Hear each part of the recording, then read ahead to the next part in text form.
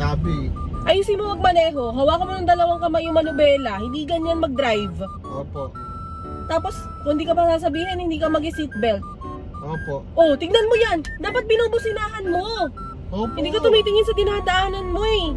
Lagi ka na lang sinasabihan. Oh, ba't ka humahawak dyan? Eh, matik naman yan.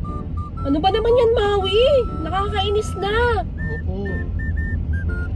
So, yung pag-drive mo, ayusin mo. Bakit? Maayos naman ako nag-drive ah. Parang hindi kasi.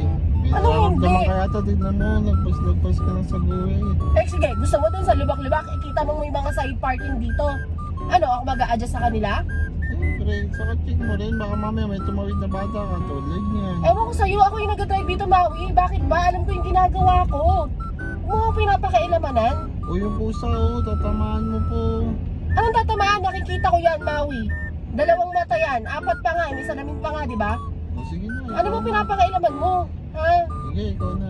Gusto mo ikaw na lang mag-drive dito? Sige, ikaw na. Ikaw na.